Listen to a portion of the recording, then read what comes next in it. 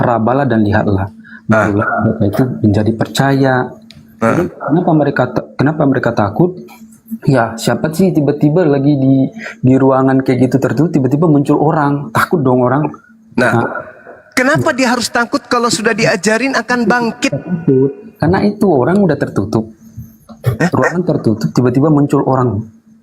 Nah, lalu Mana buktinya ruangan tertutup? ke dia, Di mana buktinya bahwa itu ruangan tertutup? itu bang, coba dibuka. Di mana itu tertulis?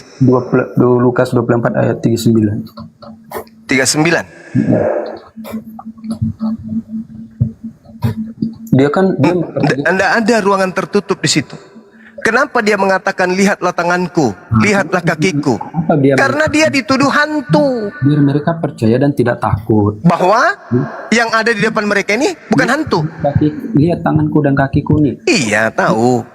Lihatlah tanganku, lihatlah kakiku, rabalah aku, inilah aku. Ada apa dengan kalian? Kenapa Yesus mengatakan begitu? Untuk membuktikan dia bangkit dari kematian atau untuk membuktikan bahwa dia bukan hantu? Iya betul. Betul apa? Bahwa dia bukan hantu. Nah, dia bukan hantu. Dia tidak sedang membuktikan bahwa dia bangkit dari kematian.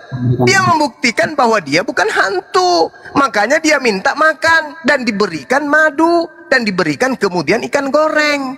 Untuk membuktikan bahwa dia bukan hantu, bukan orang yang bangkit dari kematian, bukan mayat hidup, tetapi dia adalah manusia utuh. Bangkit dari kematian kan? Kayak kata tadi. Ini Yesus muncul di tengah mereka. Mereka ketakutan disebabkan karena mereka mengira melihat hantu.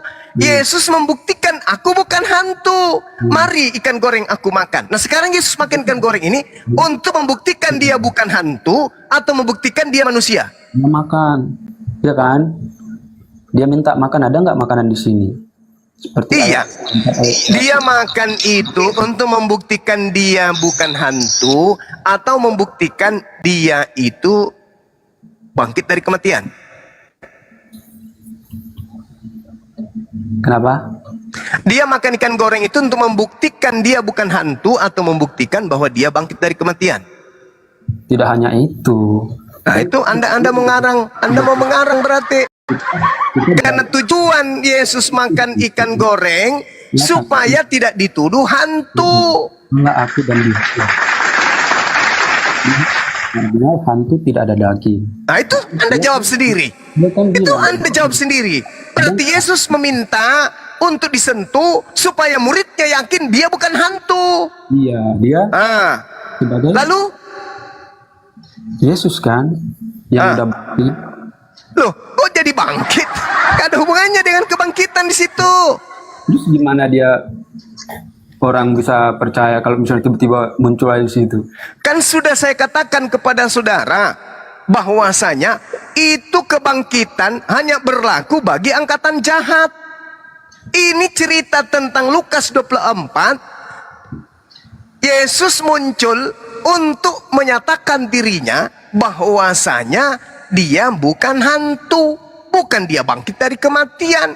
Bangkit dari kematian itu hanya berlaku bagi angkatan jahat. Ayatnya di mana bang angkatan jahat? Tadi kan sudah dibilang Matius 12, angkatan jahat ini minta satu tanda dan tidak diberi manusia 3 hari 3 malam di perut bumi. Matius berapa bang? Matius 12 ayat 38 sampai 40.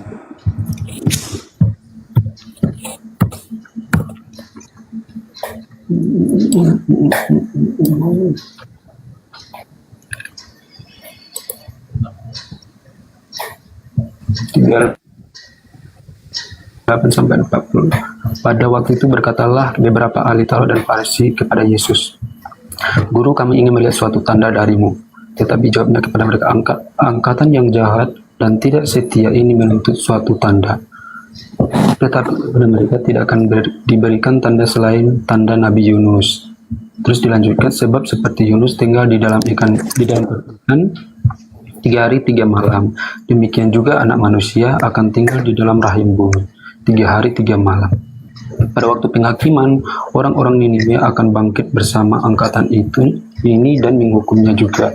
Sebab orang-orang Niniwe itu bertobat setelah mendengar pemberitaan Yunus, dan sesungguhnya yang ada di sini lebih dari Yunus. Pada waktu penghakiman, Ratu dari Selatan itu akan bangkit bersama angkatan ini dan ia akan menghukumnya juga. Sebab Ratu ini datang dan ujung bumi untuk mendengar hikmat Salomo, dan sesungguhnya yang ada di sini lebih daripada Salomo. Oke,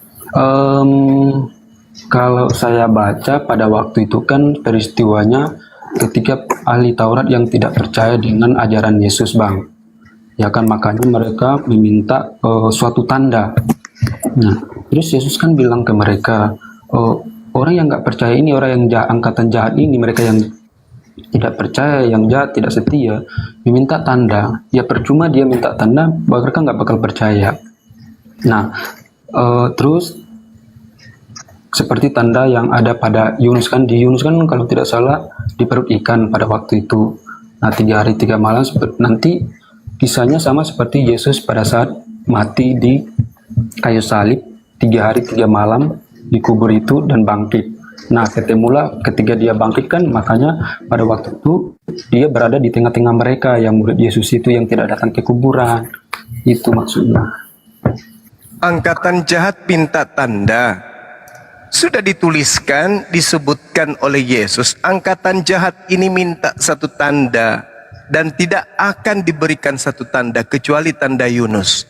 Sebab 3 hari 3 malam Yunus dalam perut ikan, demikian juga anak manusia 3 hari 3 malam dalam perut bumi. Berarti tanda ini untuk siapa?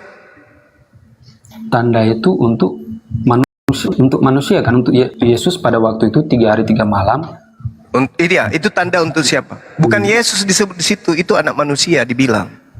Anak manusia Ya. pada itu hakikatnya pada saat peristiwa itu siapa, Bang, menurut Abang? Anak manusia itu banyak, Yudas juga anak manusia. Tapi kan anak manusia tidak pernah bangkit 3 hari kan, selain daripada ini angkatan jahat minta satu tanda dan tidak diberi. Sekarang begini aja deh, ketika angkatan jahat minta tanda, tanda apa yang diberikan kepada mereka? Ya, tanda-tanda yang diberikan kepada mereka 3 hari 3 malam dalam perut bumi kan? iya, tanda-tandanya Yesus bisa bangkit di hari ketiga. Ya, itu tanda untuk siapa? Kenapa? Itu tanda untuk siapa? Untuk semua orang. Nah, itu kan Anda mulai berbohong. Inilah yang saya katakan. Anda yang membacakan tadi. Terus buat apa Anda dia? membacakan tadi loh. Angkatan jahat ini dan angkatan tidak setia ini minta satu tanda. Dan tidak akan diberikan satu tanda apapun kecuali tanda anak manusia 3 hari 3 malam dalam perut bumi. Artinya 3 hari 3 malam, hari ketiganya harus bangkit. Itu tanda untuk siapa? Angkatan jahat. Makanya dari tadi saya katakan, Lukas 24, murid-muridnya memberikan ikan goreng, dan Yesus menyatakan inilah tanganku, ini kakiku. Bukan untuk membuktikan dia bangkit. Dia membuktikan aku bukan hantu. Jadi Yesus tidak pernah mengajarkan, hei aku sudah bangkit loh. Tidak ada. Dia hanya mengatakan, ada apa dengan kalian? Inilah aku, rabalah aku, ini tanganku, ini kakiku. Sebab hantu tidak berdaging dan tidak bertulang. Coba, kenapa enggak Yesus mengatakan, aku sudah bangkit, kan aku udah ajarkan kepada kalian, aku akan bangkit. Tak ada. Kebangkitan itu hanya tanda kepada angkatan jahat. Karena kan ketakutan tuh, Bang. Alamak. Sekarang kuulang lagi saudaraku, kuulang lagi, kuulang lagi, sekali lagi. Kalau tidak, Anda tidak jujur, saya serahkan kepada yang lain. Angkatan jahat ini minta suatu tanda. Saya tanya kepada saudara, anak manusia 3 hari 3 malam dalam perut bumi, itu tanda untuk siapa? Nah, nih Bang, jadi maksud daripada ini bahwa 3 hari 3 malam itu diberikan tanda kepada angkatan yang jahat dan tidak setia. Dia mau membuktikan nih, tandanya ini loh, di pada hari ketiga saya bangkit. Ini tanda yang bagi yang tidak percaya dan setia, inilah tanda yang saya berikan. Di hari ketiga itu dia bangkit. Jadi ada benarnya abang bilang tanda itu diberikan hanya kepada orang jahat dan yang tidak setia. Kenapa demikian? Karena memang mereka pada waktu itu tidak percaya, jahat dan tidak setia kepada Yesus pada waktu itu. Bagaimana mereka biar mereka tanda itu biar mereka bisa percaya, diberikanlah tanda seperti Yesus bangkit di antara orang mati pada hari ketiga. Jadi benar abang bilang tuh, itu tanda itu yang diminta itu untuk angkatan yang jahat dan tidak setia. Kenapa kepada mereka? Karena kan mereka nggak setia dulu. Biar mereka setia apa? Diberikanlah tanda. Kalau yang setia kan ngapain mereka lagi minta tanda-tanda? Orang udah percaya kan? Sekarang begini, itu asumsi.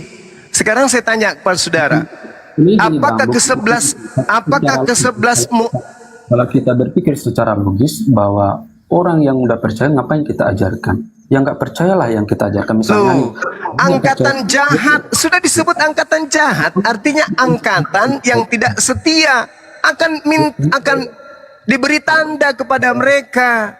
Sama seperti kenapa? Sama seperti ketika penjahat ini minta sebuah tanda, maka diberi tanda kepada penjahat. Tanda untuk penjahat ya untuk penjahat. Kenapa jadi baik? Ini ibarat Sekarang begini, Bung. Ke-11 murid Yesus itu setia atau tidak kepada Yesus? apa? Ke-11 murid Yesus itu setia atau tidak kepada Yesus? Ke-11 murid Yesus itu setia atau tidak? Salah satunya tidak setia. Kan ke-11, kalau 12 salah satunya. Ke-11-nya setia atau tidak? Ke-11-nya ada yang nggak setia juga, Bang. Tapi ternyata dia balik lagi. Contohnya Petrus. Ya udahlah, diskusilah sama yang lain, Bung. Yang pasti yang masuk di dalam kubur itu dinyatakan kemudian oleh kitabnya orang Yahudi di dalam kitab Yesaya bahwa tanda daripada bintang timur itu masuk ke dunia orang mati. Baca di Yesaya 14. Di situ dikatakan begini, sebaliknya di dalam dunia orang mati engkau diturunkan di tempat yang paling dalam di liang kubur. Ini siapa yang diturunkan ke dalam liang kubur? Bintang timur. Siapa dia? Lucifer, iblis. Jadi Yesus menyerahkan tanda Yunus ini kepada pengeksekusian, yaitu si iblis. Coba. Oke. Bukankah Yesus sendiri mengatakan dalam Yohanes 6 nomor 70 bahwasanya bukankah aku yang memilih engkau yang 12? Satu di antaramu adalah iblis. Jadi kalau iblis yang digantung, iblis juga yang dimasukkan ke dalam liang kubur, itu sudah sesuai dengan Yesaya 14. Wah, engkau sudah jatuh dari langit, hai bintang timur, putra fajar, engkau sudah dipecahkan dan jatuh ke bumi, hai yang mengalahkan bangsa-bangsa. Engkau yang tadinya berkata dalam hatimu, aku hendak naik ke langit, aku hendak mendirikan tahtaku, mengatasi bintang-bintang Allah, dan aku hendak duduk di atas bukit pertemuan jauh di sebelah utara. Aku hendak naik mengatasi ketinggian awan-awan, hendak menyamai yang maha tinggi.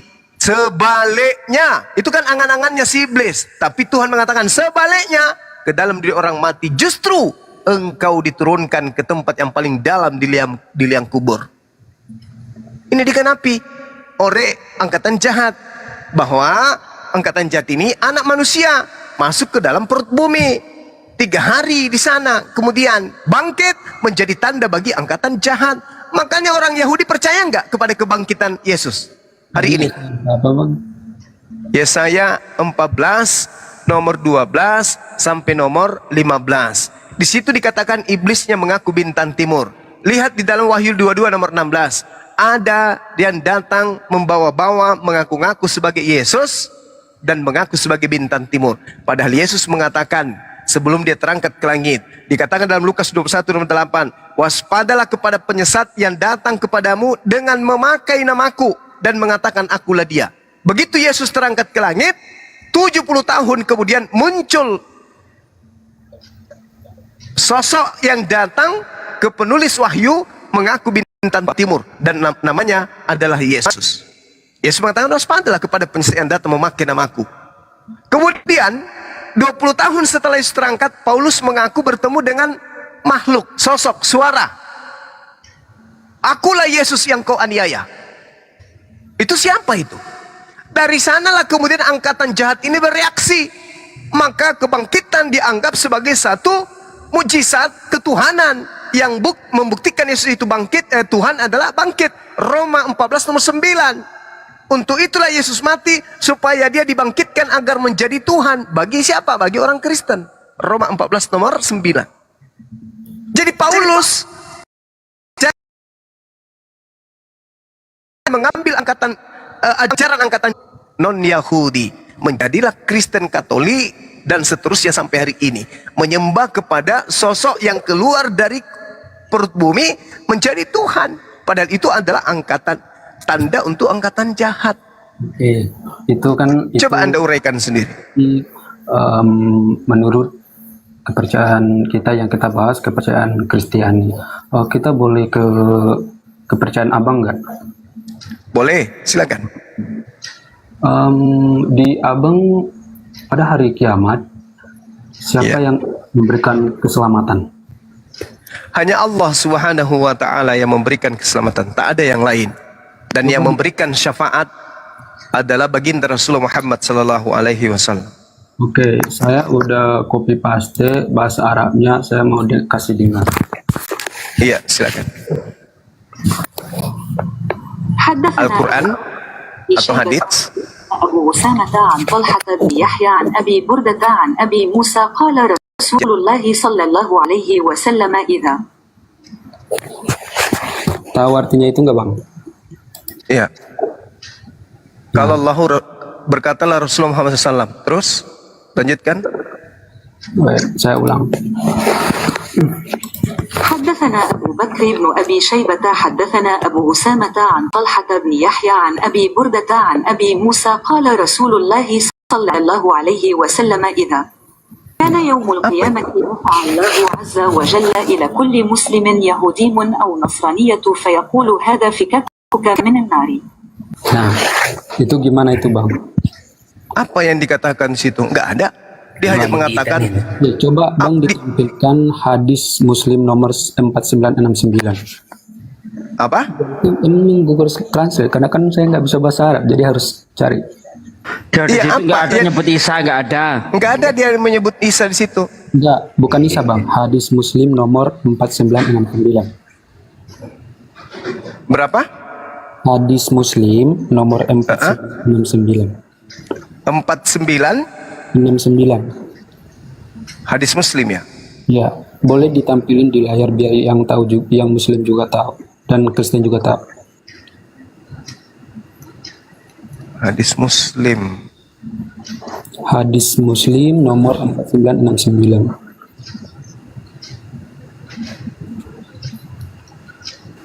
Barang siapa yang minum khamr di dunia itu? Bukan. Bukan. Jadi gini, hadis yang Anda maksud itu ketika kemudian dikatakan bahwa orang Yahudi dan orang Nasrani di situ kemudian sebagai penebus, betul? Nah, iya, katanya Allah yang menebus. Nasrani dan Yahudi yang menebus. Baik, saya jawab pelan-pelan kepada saudara. Jadi di dalam telah menceritakan kepada kami Abu Bakar bin Abu Syaibah, maaf kalau misalnya salah baca, telah menceritakan kami Abu Usamah dari Talha bin Yahya dari Abu Musa, dia berkata, Rasulullah Sallallahu Alaihi Wasallam telah bersabda, pada hari kiamat kelak Allah Subhanahu wa Ta'ala akan menyerahkan seorang Yahudi ataupun seorang Nasrani kepada setiap orang Muslim. Yahudi mau Nasrani akan dikasih ke orang Yahudi.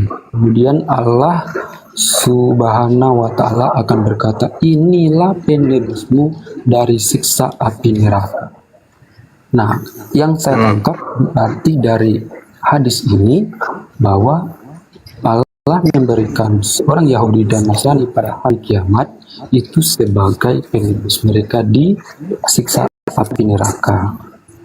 Berarti kita sebagai penebus saudara kita yang Muslim.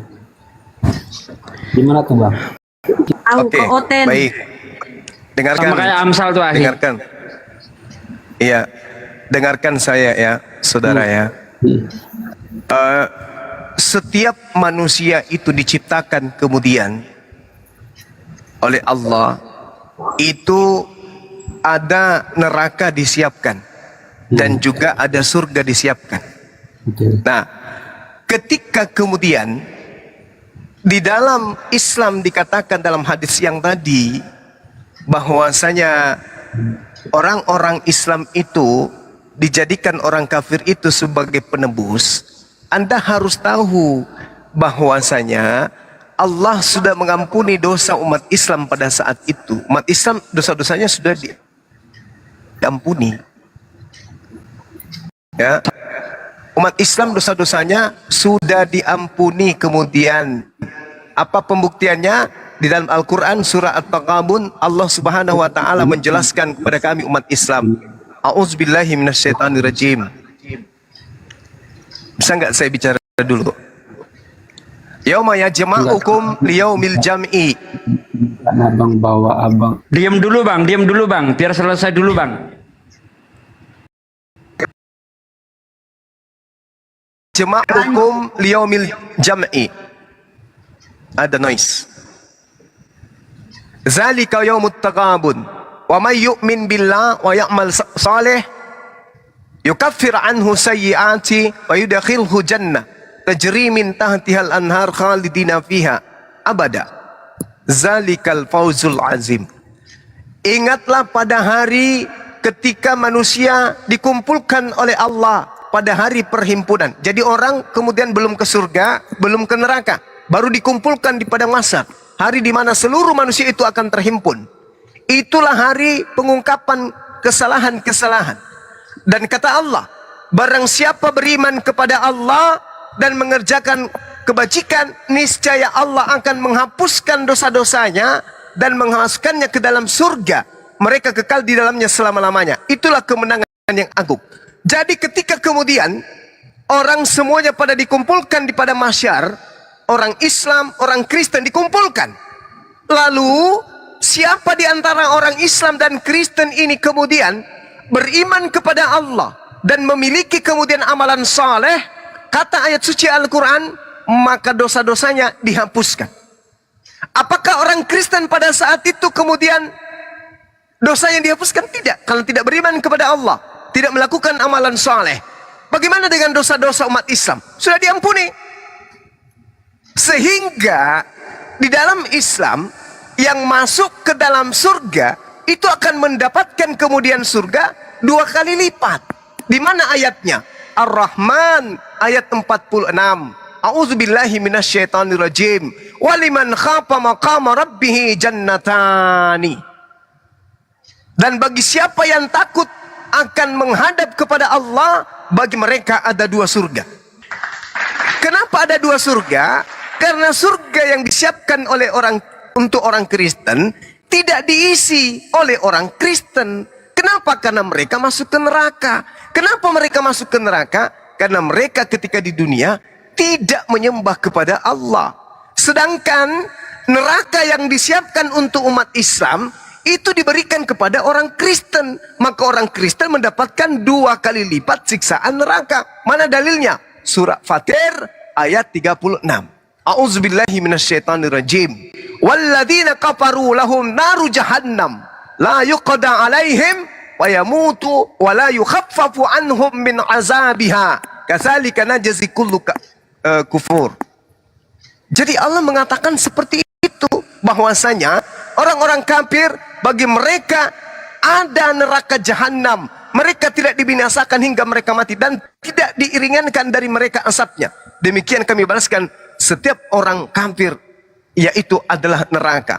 Makanya di dalam Al-Quran dikatakan begini, bahwasanya qala likulli di'afun walakin la ta'alamun, bahwasanya masing-masing mendapatkan siksaan yang berlipat ganda, tapi kamu tidak mengetahui. Jadi orang-orang Kristen mendapatkan siksaan yang berlipat ganda, azaban di'fan minan nar. Mereka akan mendapatkan itu, siksaan yang berlipat ganda. Allah mengatakan itu. Kenapa demikian? Karena yang tadinya sejatinya neraka untuk umat Islam, karena mereka beriman, karena mereka bertaubat, karena mereka kemudian mengamalkan amalan soleh, maka nerakanya diisi oleh Kristen dan Yahudi. Makanya dikatakan kemudian dalam hadis itu, sama seperti di dalam Amsal 21, bahwasanya orang-orang fasik digunakan oleh Allah sebagai tebusan. Orang fasik dipakai tebusan bagi orang yang benar, dan pengkhianat sebagai ganti orang yang jujur. Sama. Makanya kalian mendapatkan 2 kali neraka, kami mendapatkan 2 kali surga. Seperti itu, Bu. Jadi kalian itu bukan menebus sebenarnya. Bukan. Kenapa tidak menebus? Karena orang-orang kafir itu memang sudah spesial penghuni neraka. Kalian itu neraka. Walladzina kafaru lahum naru jahannam. Dan orang-orang kafir bagi mereka neraka jahanam. Itu orang kafir. Sedangkan orang Islam bagi mereka warisan surga. Mana dalilnya? Al-Quran surah Al-Mu'minun ayat 1 sampai ayat 11. Allah subhanahu wa ta'ala menjelaskan, ulaika humul warithun alladzina yarisuna firdaus hum fiha khalidun. Mereka yang sholat mewarisi surga Firdaus, mereka kekal di dalamnya. Jadi kami yang sholat sudah punya warisan. Warisan kami adalah surga Firdaus. Al-Quran surah Al-Mu'minun ayat 10 sampai ayat 11. Sedangkan kalian juga punya warisan. Apa warisan kalian? Neraka. Walladzina kafaru lahum naru jahannam. Nah, orang yang mewarisi surga, orang yang mewarisi neraka, berkumpul di pada mahsyar, pada hari penghimpunan. Belum masuk surga, belum masuk neraka. Orang-orang yang beriman, orang Islam punya dosa. Orang Islam punya dosa, maka dosanya dihapuskan oleh Allah. Karena Kristen sudah masuk ke neraka, memang sudah paket dengan neraka, maka Allah mengatakan, nerakamu aku tangguhkan, kemudian aku berikan kepada orang-orang yang memang spesial khusus untuk neraka. Itulah yang dikatakan oleh Al-Quran. Dikatakan seperti itu. Jadi jangan Anda mengatakan kalian menembus dosa kami. Tidak, kalian itu memang penghuni neraka. Nah, berarti Kami yang beriman ini. Iya, gimana? Gimana? berarti di hadis itu salah berarti. Bukan salah. Hadis itu tidak salah. Hadis itu betul. Dikatakan begini, kala Rasulullah. Di lembar abang itu tadi kan ada kutip bahwa Nasrani itu tempatnya apa sih, neraka jahanam gitu kan. Nah, kalau demikian kita berbalik kembali sesuai dari pernyataan abang tadi, kita balik lagi ke yang saya tanyakan tadi yang 4969 itu. Kalau memang dari Nasrani itu orang neraka jahanam, nah kenapa dalam hadis itu Allah itu masih menyerahkan Yahudi atau orang Nasrani sementara mereka sudah jadi neraka jahanam? Kenapa dalam hadis itu masih memberikan bahwa mereka dalam tanda kutip Nasrani dan Yahudi itu sebagai penebus? Oke, baik. Yang pertama yang harus kalau kita kajian hadis ini, salah satu daripada sanatnya atau isnadnya di situ, setelah Amir bin Abdullah bin Qais, di situ ada Talha bin Yahya bin Talha bin Ubaidillah. Menurut keterangan bahwa beliau itu hafalannya buruk. Oke? Jadi hadis ini lemah. Meskipun lemah, saya terangkan kepada saudara. Kalau Rasulullah sallallahu alaihi wasallam, "Idza kana yaumul qiyamah, dafa Allahu azza wa jalla ila kulli muslim yahudiyya aw nasraniyya wa yaqulu haza bikaku minnar." Jadi dikatakan bahwasanya inilah penembusmu dari siksa api neraka. Kenapa? Karena memang orang Yahudi dan Nasara itu sudah paket dengan neraka. Islam punya dosa, tetapi karena mereka beriman kepada Allah dan beramal saleh, maka dosa-dosanya dihapuskan. Yang menggantikan mereka masuk adalah memang Yahudi dan Nasara yang sudah ada paketnya dengan neraka. Tapi Tadi ayatnya, nggak bilang ini bang, ini pengganti, tapi ini penebusmu. iya saya paham, saya ngerti. Kan umat Islam tadinya harusnya masuk ke neraka kan, karena dosa-dosanya kan. Tapi karena Allah mengampuni dosanya, dan Allah mengatakan, sudah, aku sudah hapuskan dosamu. Cukuplah orang Yahudi dan Nasara ini yang mendapatkan siksaan api neraka itu. Makanya tadi saya mengatakan, siksaan yang berlipat kali ganda. Kita yang diganti untuk menyelamatkan muslim gitu. Oh, bukan begitu. Bukan begitu. Sekarang kalau Anda tidak menanggung dosa umat Islam, apakah orang Kristen menurut Allah itu masuk ke surga? Kalau Taruhlah dosa kalian, dosa kalian Ahli. aja. Itu dibaca sampai 4970. Itu jelas itu. Ternyata salah persepsi. Coba dibaca sampai 70. Ini saya bacakan ya. Hadisnya ya. Ya, hadisnya sampai 4970. Berdasarkan hadis Bang, ini, bentar Bang, saya bacakan Bang sampai 70 Bang. Sahih Muslim 4969 kitab 50 bab 139 telah menceritakan kepada kami Abu Bakar bin Abu Suaibah telah menceritakan kepada kami Abu Usamah dari Tolhah bin Yahya dari Abu Burdah dari Abu Musa dikatakan dia berkata Rasulullah SAW telah bersabda pada hari kiamat kelak Allah SWT akan menyerahkan seorang Yahudi ataupun seorang Nasrani kepada setiap orang Muslim. Kemudian Allah SWT akan berkata inilah penebusmu dari siksaan api neraka. Nah, selanjutnya, nah, supaya jelas, di sini, kita bandingkan di apa ya 7071 ya. Nabi SAW bersabda di hari kiamat kelak sekelompok dari kaum muslimin akan datang membawa dosa mereka sebesar gunung, lalu Allah mengampuni dosa-dosanya, kemudian dibebankannya kepada orang-orang Yahudi dan Nasrani. Itu menurut pikiranku. Nah kan, Rauh berkata, aku tidak tahu dari siapa keraguan ini. Abu Burda berkata, maka hal ini aku ceritakan kepada Umar bin Abdul Aziz. Lalu dia bertanya, apakah bapakmu menceritakan hal ini dari Nabi SAW? Aku menjawab iya. Nah, Nabi SAW beliau bersabda, tidaklah seorang muslim meninggal kecuali Allah akan memasukkan atau memperlihatkan ke dalam tempatnya neraka Yahudi dan Nasrani. Itu sebenarnya Akhi Juma. Lanjut. Ya.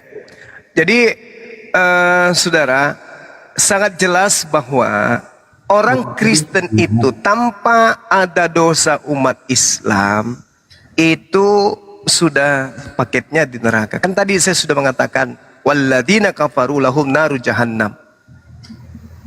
Orang kafir itu tempatnya neraka. Innalladzina kafaru min ahlil kitabi wal musyrikin fi nari jahannam. Orang di luar Islam itu tempatnya neraka. Terkait dengan dosa-dosa yang tadi, kan tadi saya sudah bacakan ayatnya. Yauma yajma'ukum liyaumil jam'i dzalika yaumut taqabun wa may yu'min billah wa ya'mal shalihan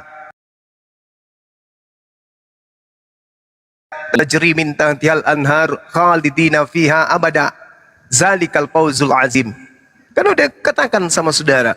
Dan Islam sudah memiliki warisan berupa Firdaus. Jadi bagaimana mungkin dia masuk ke dalam neraka sementara mereka sudah punya warisan surga?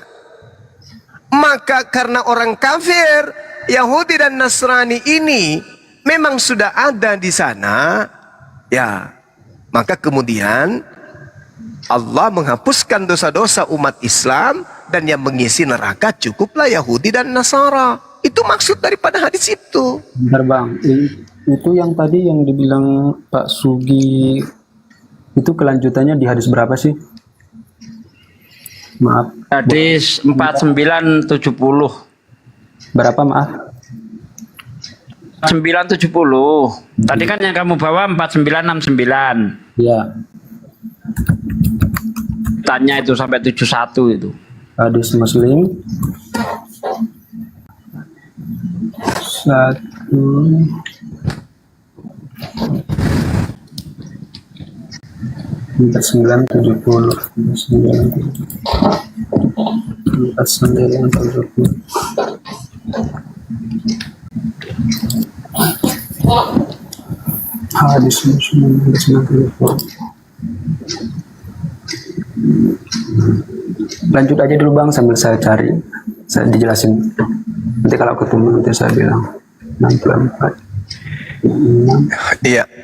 Jadi sekali lagi saya tambahkan ya, bahwasanya ketika kemudian Allah berfirman qala likulli di'fun walakin la ta'lamun,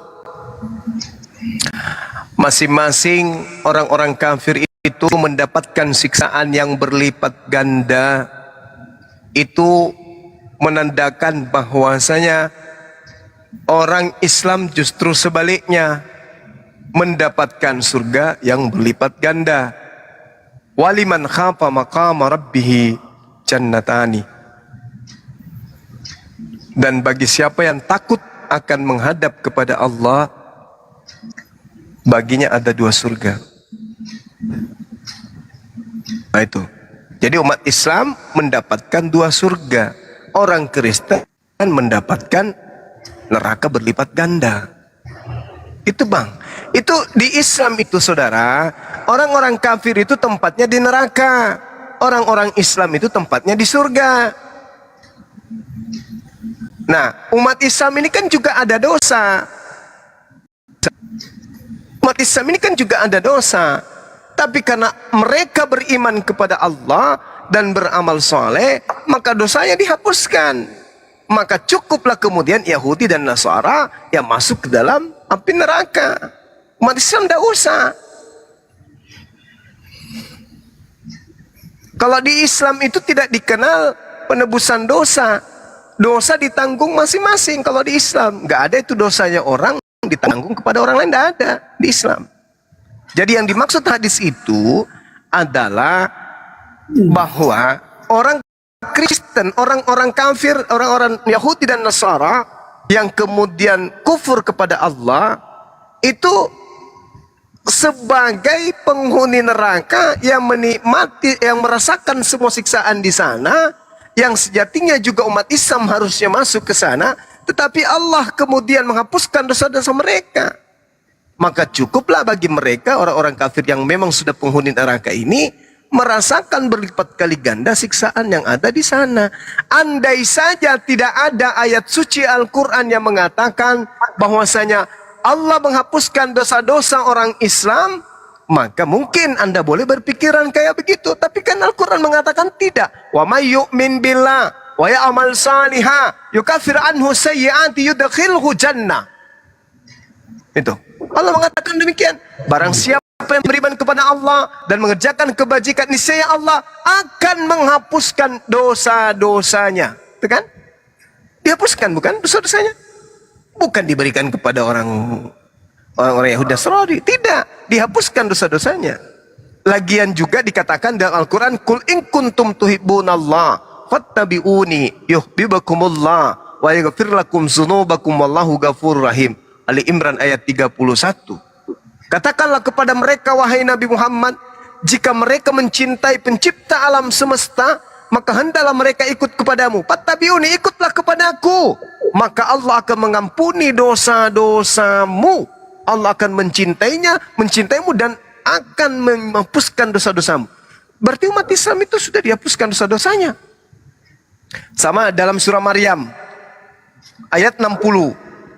Allah Subhanahu wa taala juga menyatakan dengan sangat tegas di sana, illa man taba, kecuali orang yang bertobat, ya, wa amana wa amila salihan, beriman dan mengerjakan kebajikan, faulaika yadkhulunal jannah, maka mereka itu akan masuk surga. Ada jelas dalilnya kok. Mereka yang bertaubat, beriman dan mengerjakan kebajikan, surga. Illa man yadkhulunal jannah. Jelas dalilnya. Oke, Jadi Bang, tak ada saya- dosa kami itu ditangguhkan karena enggak, bukan begitu maksudnya. Silakan. Oke. Jadi kan yang di sini dibilang hadis nomor Muslim nomor 4970. Nah, kita langsung aja. Tidaklah seorang muslim meninggal kecuali Allah akan memperlihatkan ke dalam tempatnya neraka Yahudi atau Nasrani. Ini kata si bapaknya Umar bin, bapaknya si Qatada. Nah, berarti Islam itu harus ditempatkan dulu dong ke neraka orang ya Yahudi atau Nasrani, baru mereka selamat. Jadi gini, kalau Anda membawa hadis itu, ya, coba Anda baca Al-Quran surah An-Nasiyat. Kalau kita membaca Al-Quran surah An-Nasiyat, ini juga untuk menjawab ya, fitnahan orang-orang yang tidak mengerti tentang Al-Quran dalam surah Maryam ayat 71. Al-Quran surah An-Nasiyat ini menjelaskan kemudian bahwasanya seluruh umat manusia itu akan mendatangi neraka untuk melihat neraka itu diperlihatkan kemudian. Dikatakan dalam ayat 34 gini. Bismillahirrahmanirrahim. Fa iza ja'atit tammatul kubra. Noise. Maka apabila malapetaka besar, yaitu hari kiamat telah datang. Yauma yatazakkarul insanu ma sa'a, yaitu pada hari ketika manusia teringat akan apa yang telah dikerjakannya. Wa burrisatil jahimu liman yara, dan neraka diperlihatkan dengan jelas kepada semua orang yang melihat. Semua orang yang melihat, mau Islam, mau Kristen, mau Hindu, mau Buddha, ateis, semua melihat. Wa burrisatil jahimu liman yara, dan neraka diperlihatkan dengan jelas kepada setiap orang yang melihat. Fa amma man taqa, maka adapun orang yang melampaui batas, wa atharal hayatad dunya, dan lebih mengutamakan kehidupan dunia, fa innal jahima hiyal ma'wa, maka sungguh nerakalah tempat tinggalnya. Nah, tuh. Jadi orang yang melebihi, kemudian orang yang melebih-lebihkan hidupnya dalam kehidupan dunia berlebihan dari aspek bertuhan, dari aspek beragama, dilebih-lebihkan kemudian. Mereka lebih mengutamakan doktrin dan dogma kata Allah, fa innal jahim hiyal ma'wa, maka sungguh neraka adalah tempat tinggalnya. Jadi orang tadi semuanya melihat neraka, yang menjadikan neraka sebagai tempat tinggalnya hanya orang yang kafir. Sehingga Allah mengatakan, wa amma man khafa maqama rabbih wa nahal nafsa anil hawa, dan adapun orang-orang yang takut kepada kebesaran Tuhannya dan menahan diri dari keinginan hawa nafsunya, wa innal jannata hiyal ma'wa, maka sungguh surga lah tempat tinggalnya. Jadi tadi ada dua kelompok. Tadi ada satu kelompok, semua orang melihat neraka. Setelah melihat neraka, terbagi menjadi dua kelompok. Yang satu neraka, yang satu surga. Fa innal jannat hiyal ma'wa, maka sungguh surga lah tempat tinggalnya. Jadi ada dua kelompok. Kita semua akan mendatangi, melihat neraka itu. Kita lihat, wow, ini ternyata neraka ya, ngeri kali lah. Orang kafir tinggal di sana selama-lamanya. Orang Islam berangkat melanjutkan perjalanan, fa innal jannata hiyal ma'wa, maka sungguh surga tempat tinggal mereka. Siapa ini? Mereka yang takut kepada Allah dan tidak mengikuti hawa nafsunya. Artinya tidak mengikuti hawa nafsunya, hal yang diharamkan tidak dilakukan. Silakan. Oh, jadi Islam itu nggak ada yang masuk neraka gitu? Selama mereka mati dalam keadaan tidak syirik, tidak musyrik, tidak kafir, tidak musyrik, syirik, insya Allah mereka masuk surga sesuai dengan janji Allah. Berarti kalau dia musyrik, apa tadi? Bukan musyrik, berarti mereka masuk neraka. Yes, karena mereka menduakan Allah, menyembah selain daripada Allah. Tapi kalau orang kafir, itu sudah pasti paketnya neraka kekal di dalam. Mereka musyrik, terus ditempatkan ke nerakanya orang Yahudi Nasrani, udah dia nggak ke surga lagi gitu. Berarti dia Enggak. Yahudi Enggak. Nasrani.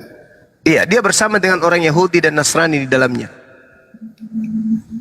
Mati dalam keadaan itu ya, mati dalam keadaan musyrik. Mati dalam keadaan syirik. Kalau dia pernah musyrik, dia pernah syirik, bahkan dia pernah kafir sekalipun, lalu kemudian bertaubat kepada Allah, berarti dihapuskan dosa-dosanya. Masuk surga juga. Tapi pernah saya dengar itu Bang, ini saya dengar aja bahwa sempat pada peristiwa waktu itu yang menyatakan bahwa walaupun dia Muslim, walaupun dia jahat, walaupun dia membunuh, walaupun dia apalah yang jelek-jelek itu, tapi ke surga. Tapi sebaik-baiknya dia di luar dari Islam itu tetap masuk neraka. Pernyataan itu benar nggak Bang? Iya, betul. Sebaik-baiknya orang kalau dia kafir, kebaikannya itu hanya berlaku baginya di dunia. Tapi tidak berlaku di akhirat. Dia tetap aja di neraka. Kalau demikian, benar adanya pernyataan dia tadi, bahwasanya yang mati musyrik tetap masuk surga dong. Musyrik itu enggak. Kalau dia mati dalam keadaan musyrik, kafir itu apa? Berarti dia neraka. Kecuali dia bertobat. Pada dasarnya dia Muslim. Itu bukan Muslim Bang, ada aja Dia ini, Bang. bukan Muslim karena dia musyrik. Beda. Muslim itu orang yang berserah diri kepada Allah. Orang musyrik itu sama seperti syirik. Orang yang menyembah selain daripada Allah, menyembah Allah dan menyembah yang lain. Misalnya kalau misalnya dalam suatu peristiwa Bang, kita membunuh orang, misalnya saya Muslim, terus saya membunuh orang nih, nah membunuh orang, terus ketika membunuh orang, nah tiba-tiba misalnya terjadi sesuatu ke saya juga meninggal pada waktu itu, ya, nah itu kan saya masih ada dosa nih membunuh orang, saya Islam, berarti saya belum sempat bertobat dong, nah itu saya masuk surga apa neraka? Kalau dia tidak bertaubat dan Allah tidak mengampuni dosa-dosanya, maka dia harus dibersihkan di neraka dulu. Di nerakanya Yahudi sama Nasrani. Neraka itu cuma satu. Nanti kelompok-kelompoknya itu kemudian yang membeda-bedakan. Tapi yang namanya neraka ya neraka. Nggak ada neraka Yahudi, nggak neraka. Neraka ya neraka. Itu bukan buminya orang Islam, bumi itu cuma satu. Tapi di situ di dalamnya ada Yahudi, ada Nasrani, ada ateis. Ya kan, neraka itu cuma satu, yang berarti dalam arti kata hanya ada di Yahudi sama Nasrani, betul nggak? Hanya ada satu neraka nih. Berarti, Iya, orang kafir semua di dalam, kita termasuk orang musyrik. Tidak sempat kita bertaubat, berarti ke neraka itu dong. Nggak bakal masuk surga. Orang dong? Islam yang mati membawa dosa selain daripada syirik, ya, maka kemudian dia dibersihkan di neraka lalu dimasukkan ke surga.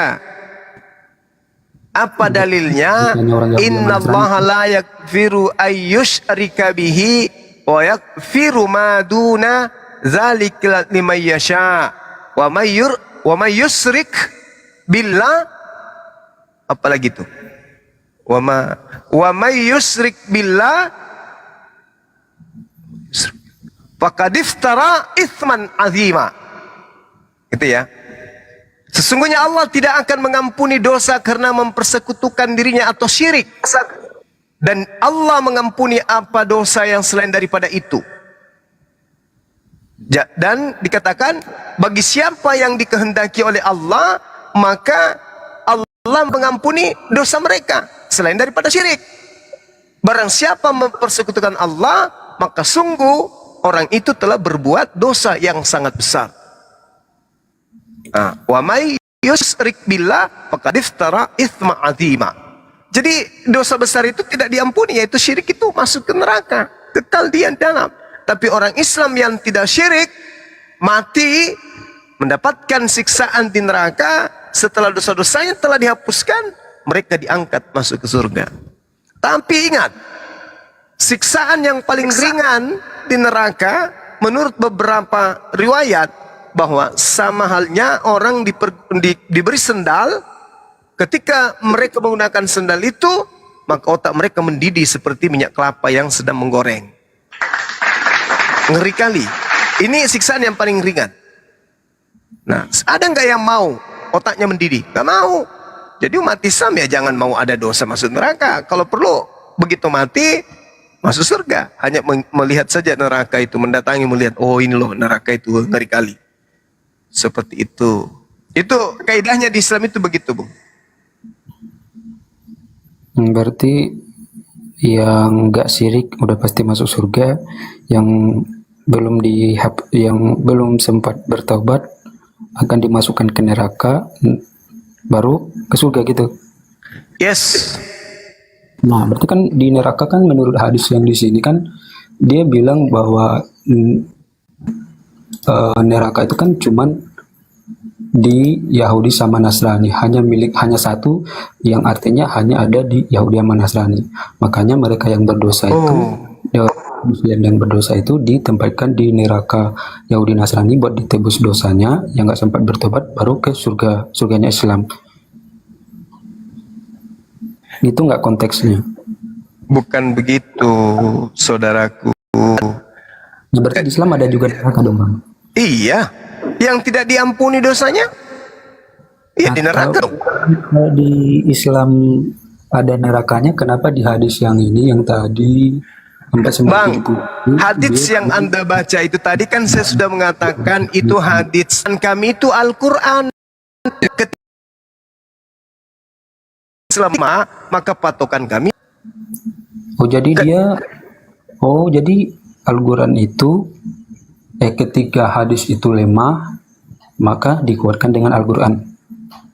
Bukan, Al-Quran itu adalah hukum utama. Karena itu firman Allah. Firman Allahnya tadi mengatakan bahwasanya orang-orang ketika dikumpulkan di padang mahsyar di hari perhimpunan, barang siapa wa may yu'min billah wa ya'mal shaliha, barang siapa yang beriman kepada Allah dan mengerjakan kebajikan, niscaya Allah akan menghapus dosa-dosanya dan memasukkannya ke dalam surga yang mengalir di bawahnya sungai-sungai.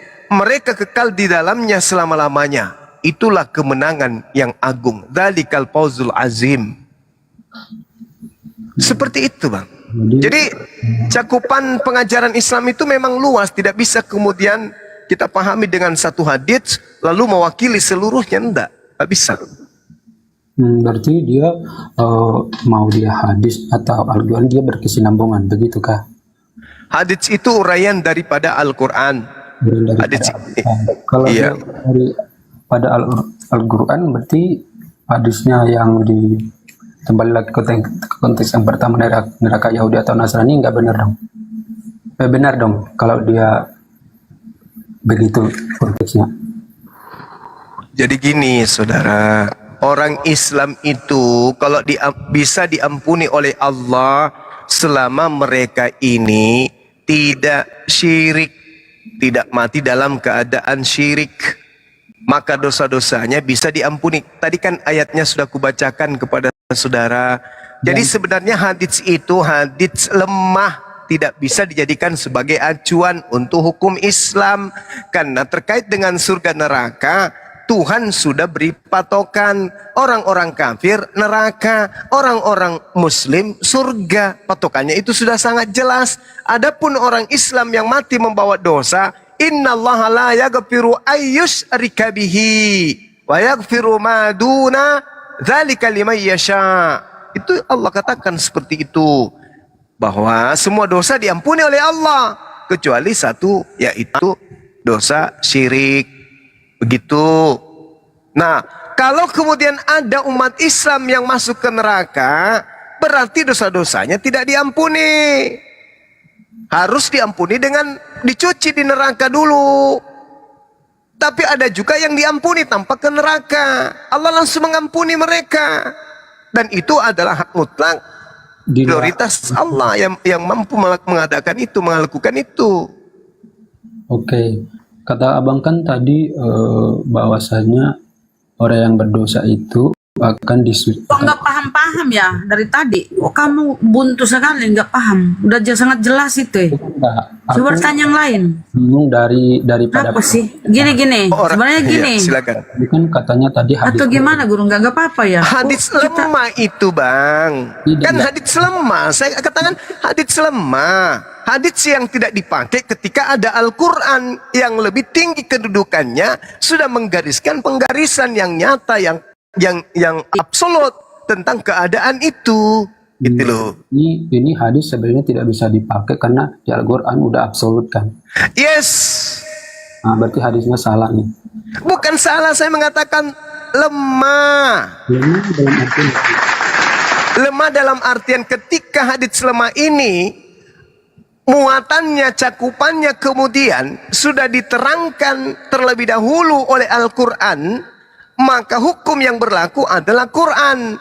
Kenapa dia lemah? Karena di antara pembawa informasi itu ada yang hafalannya lemah, buruk hafalannya. Talha bin Yahya bin Talha bin Ubaidillah itu orangnya punya dia punya hafalan itu buruk. Jadi bisa jadi salah, bisa jadi tidak benar, bisa jadi informasinya dia lupa, bisa jadi dia salah mengambil pemberitaan dari oknum sebelumnya. Berarti Itu dari pandangan abang hadis ini salah, kurang tepat atau benar? lemah. Oh, lemah. Yes. Lemah, jadi hanya nggak bisa dijadikan sebagai patokan mutlak. Ya, betul. Karena hafalannya buruk. Berarti masih nggak utuh ya hadisnya ya. Ada Al-Quran yang menutupi itu. Al-Quran yang menjadi patokan kami. Bukan hadis yang tadi. Al-Quran mengatakan apabila manusia telah dikumpulkan pada hari perhimpunan, barang siapa yang beriman kepada Allah, wa may yu'min billah, dan melakukan amalan soleh, maka dosa-dosanya diampuni. Kan dosa-dosa diampuni.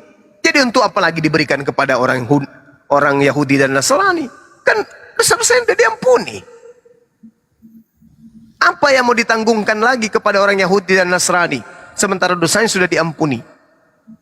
Maka hadis tadi Dipakai Al-Quran. Al-Quran, karena ini perkataan Allah. Sedangkan tadi itu pernyataan orang per orang yang mengatakan ini sabda Rasulullah, ini perkataan Rasulullah. Informasinya dari mana? Salah satunya yang tadi. Ternyata cek per cek orang ini hafalannya buruk. Gak bisa dipakai hukum. Berarti ini buruk, berarti hadisnya ini maksudnya lemah ini hadisnya ini. Yes, informasi itu lemah. Sama seperti kitab Anda.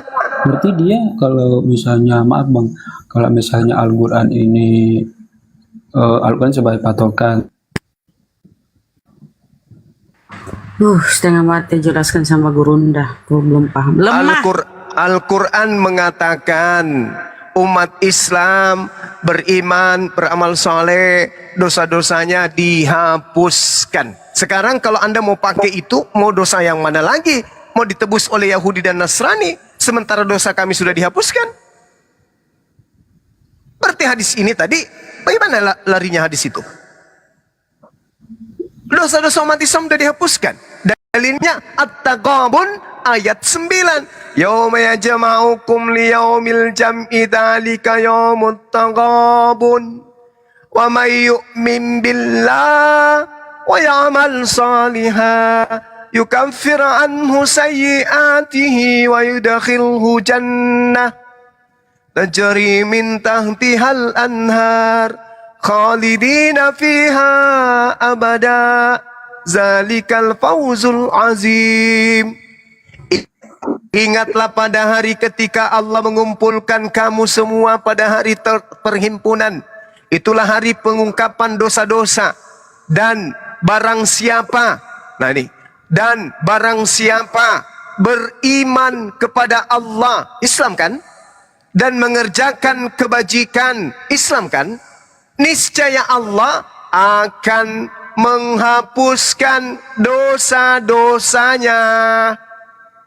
Dihapuskan dosa-dosanya. Jadi dosa mana lagi yang mau ditebus oleh Yahudi dan Nasrani? Gak ada. Dosanya sudah dihapuskan kok. Apa dosa yang mau ditebus lagi? Dosa saya sudah dihapuskan oleh Allah.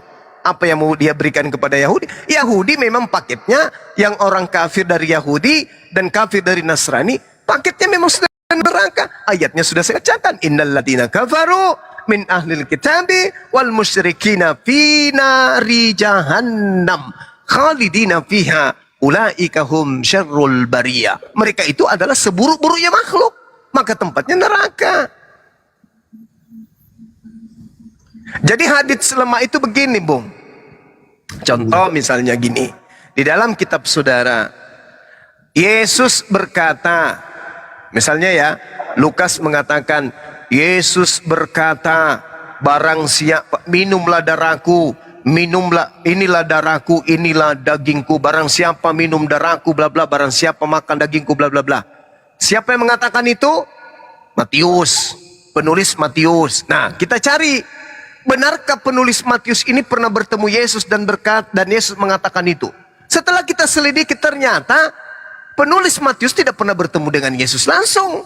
Matius bukannya murid Yesus, Bang? Coba Anda baca Matius 9 nomor 9.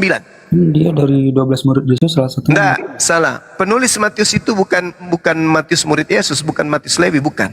Tapi di kitab kita itu dari 12 murid Yesus itu salah satu Matius. Iya, tahu. Tapi yang saya maksud di sini, penulis Matius itu bukan Matius murid Yesus. Coba Anda lihat di dalam Matius 9 nomor 9. Matius berapa? 9 nomor 9. 9 ayat 9.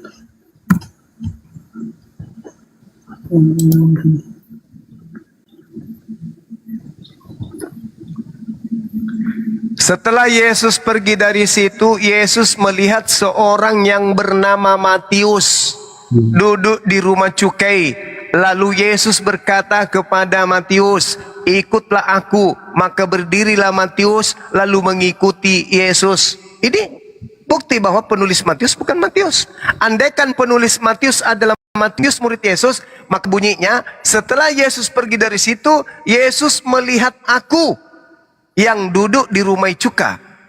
Lalu Yesus memanggil aku, ikutlah aku. Maka berdirilah aku lalu mengikuti Yesus. Itu kalau penulis Matius ini adalah murid Yesus. Tapi buktinya tidak. Tidak begitu.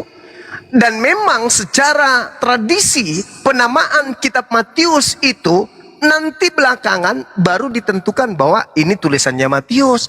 Dulu buku Matius itu tidak ditahu siapa penulisnya. Jadi buku Matius ini bukan murid Yesus yang menulis, Bang. Telah aja ini. Kalau Anda kritis terhadap hadits, coba Anda kritis terhadap Matius 9 ini. Benarkah begini penulisnya kalau ini yang menulis murid Yesus? Kalau Anda jujur, pasti Anda mengatakan bukan. Ini bukan murid Yesus yang menulis Matius. Tuh, bukti sederhana kan? Nah, berarti ini adalah cerita lemah. Bahkan bisa palsu karena penulisnya tidak berbicara langsung kepada Yesus, tapi dia hanya menyaksikan saja. Oke.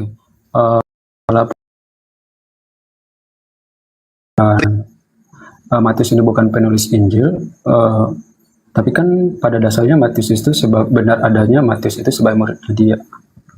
Iya, Matius muridnya dia, tapi yang menulis Matius ini bukan muridnya dia.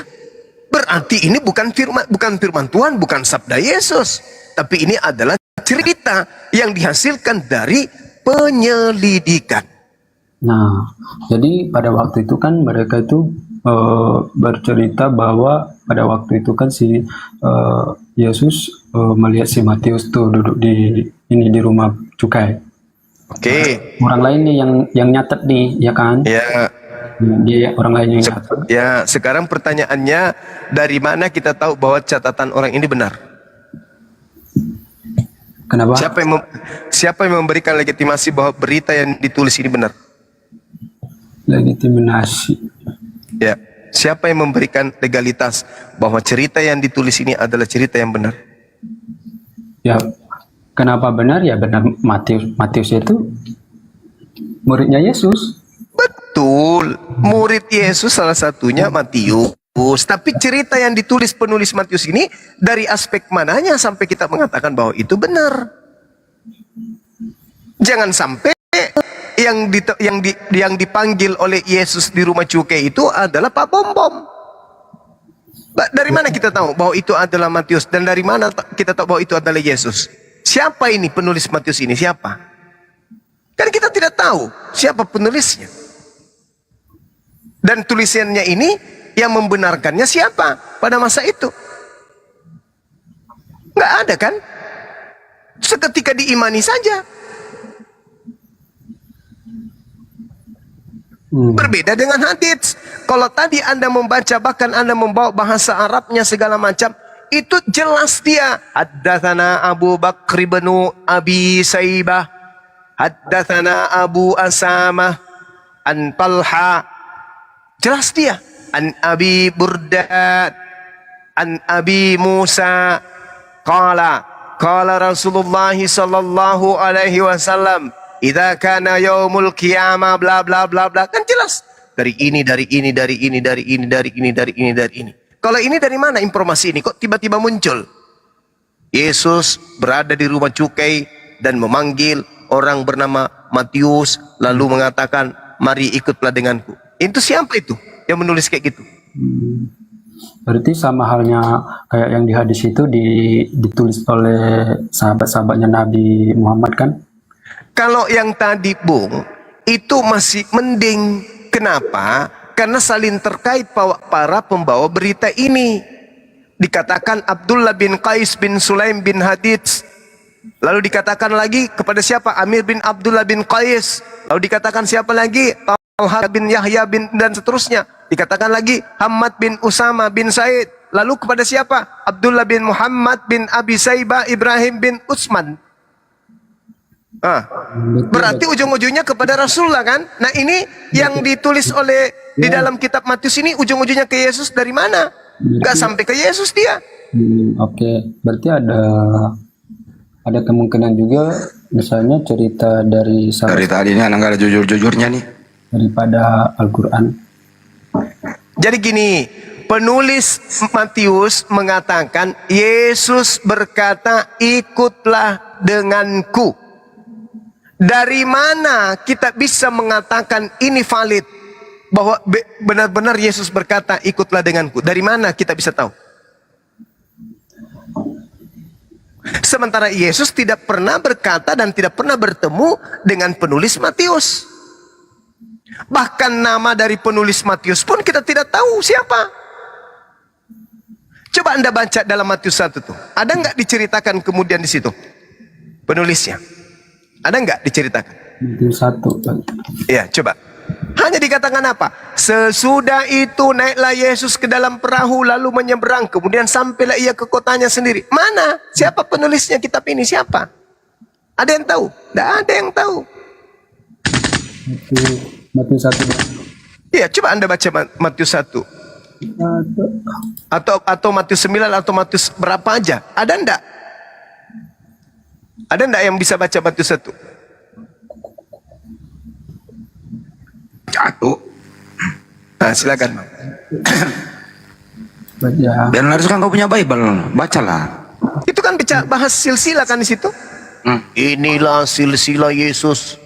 Atau Matius berapa aja deh. Ada nggak tertulis di situ tentang penulis Matius? Nggak ada.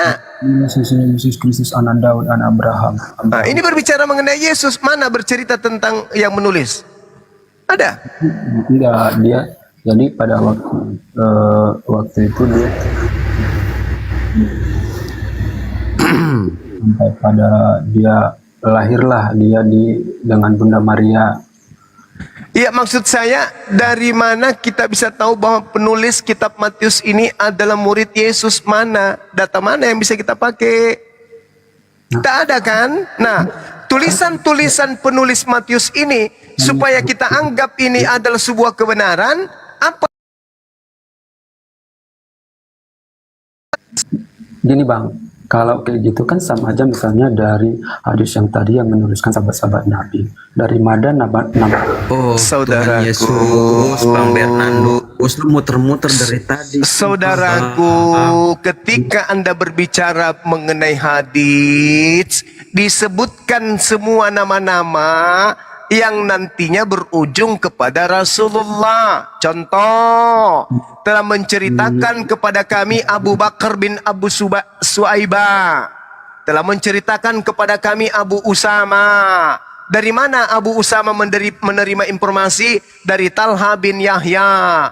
Lalu dari Talha bin Yahya ini dapat dari mana? Dari Abu Barda. Abu Barda dapat informasi dari mana? Dari Abu Musa. Abu Musa ini kemudian berkata, Rasulullah Muhammad SAW bersabda. Sekarang pertanyaannya, apakah Abu Musa ini sesaman dengan Rasulullah? Atau Abu Musa masih mendengar dari pemberita yang lain? Kalau Abu Musa bersama dengan Rasulullah dan dia mengatakan bahwa aku mendengar sami'u Rasulullah Muhammad SAW, saya mendengarkan Rasulullah berkata, dan dia benar-benar sesama dengan Rasulullah, dan dia benar-benar adalah sahabat Rasulullah, dan itu semua pemberitaannya jelas tersusun sanadnya atau isnadnya, maka itu pemberitaan adalah sahih. Karena orang yang memberitakan ini menerimanya dari si fulan, dari si fulan, di mana fulan ini bertemu dengan Rasulullah. Itu yang saya katakan tadi. Abu Bakar bin Abu Saibah telah menceritakan kepada menurutnya bahwa dia mendapatkan cerita dari Abu Usama. Abu Usama mendapat cerita dari Talha. Talha mendapat cerita dari Abu Burda. Abu Burda mendapatkan cerita dari Abu Musa. Abu Musa menyaksikan Rasulullah berkata. Nah, kalau ini penulis Matius, coba Anda lihat di Matius 1 tadi itu. Yang sederhana aja. Inilah silsilah Yesus Kristus. Dari mana penulis Matius tahu ini adalah silsilah Yesus? Siapa yang memberitakan kepada dia? Berarti beda kalau di hadis Bang ya. Berarti mereka menceritakan Nabi Muhammad ya. Ini anak ini Ya, kalau beda. menyanggah Beda, jagonya beda. dia. Oh beda. Beda. Nah, kalau hadis itu begitu Bang. Sifatnya hadis itu begitu. Dari Rasulullah menyampaikan kepada sahabat, sahabat menyampaikan kepada tabi'in, tabi'in menyampaikan kepada tabi'in. Maksudnya mata rantainya jelas. Dari Bang Suma ke Bang Handi kemudian pindah ke Dinda Ardiansa pindah ke Ahisugi pindah ke Bunda Rahma kemudian yang mencatat. Pemberitaan itu runut dicerita sampai kepada Bang Suma. Bang Suma pernah berkata, tiada kemilau seindah sangsil. Sampai kepada Bang Handi. Bang Handi mengatakan, saya menerima pernyataan Rasulullah bahwa beliau berkata tiada kemilau seindah sangsil. Nah, berita ini sampai kepada Ahisugi. Ahisugi mengatakan, saya menerima pemberitaan dari Bang Handi bahwa Bang Handi menyatakan Rasulullah bersabda. Sampai runut semuanya. Dikatakanlah bahwa berita itu valid atau sahih. Nah, sedangkan inilah silsilah Yesus Kristus, anak Daud, anak Abraham. Abraham memperanakan Isa. Ini informasi dari mana ditulis? Ini ditulis siapa? Penulis Matius. Dari mana ini informasinya? Ini diambil Dari mana? Maka itu kan benar adanya bahwa dari Nabi Musa, dari Kok Nabi Musa dibawa-bawa? Tidak, Bung. Ini penulis Matius tentang silsilah Yesus dapat informasi dari mana? Kenapa Nabi Musa dibawa-bawa? Ini dia cerita. Inilah silsilah Yesus Kristus, anak Daud, anak Abraham. Abraham memperanakan Isa, Isa memperanakan Yakub, Yakub memperanakan Yehuda, Yehuda memperanakan Peres, Heran, Tamar, dan Peres memperanakan Heran. Dari mana ini Matius dapat informasi ini? Oke, berarti kalau yang di Islam itu Lo jawab dulu itu kenapa lu lari? Lu jawab dulu dari mana? Lu jawab dulu.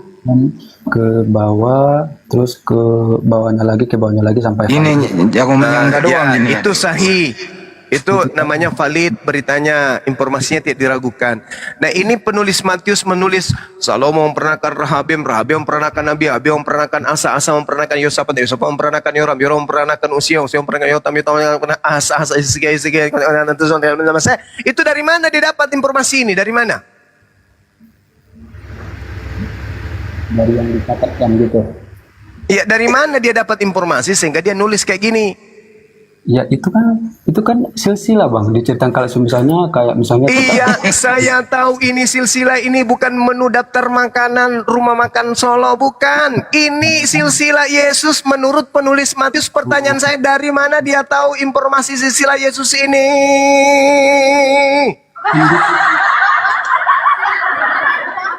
Ini mah anak main-main doang ini Banyuma. Cuma ngecengin doang Banyuma, nunggu yuk. Memancing Banyuma supaya emosi. Ya Dari sudah tadi, kalau begitu. Ya sudah ya, teman-teman silakan diambil alih dulu saya. Mau bikin kapurung dulu saya. Allahu Akbar. Dia Ya, mancing silakan doang Bang. dari tadi. Ya, silakan Saudara Fernandos, silakan. Dilanjut. Fernandos itu Matius menulis, siapa yang ngasih info isi tulisannya, siapa yang ngasih tahu sehingga dia menulis? Jawab. perjanjian lama bang, anak Daud, terus Abraham. Itu kan ada anak Ini Matius menulis. Nah, isi tulisannya itu silsilah Yesus. Siapa yang kasih tahu dia menulis? dari kitab perjanjian lama. Memang ada Yesus di perjanjian lama. Daud, Abraham, Yakub. Ya, emang ada Yesus di perjanjian lama. Nah, di perjanjian namanya silsilah. Sebelum Yesus ada, dibuatlah silsilah. Oh, jadi Matius mencontek di kitabnya Yahudi. Itu ya. Matius mencontek gitu. Kita tahu. Hush.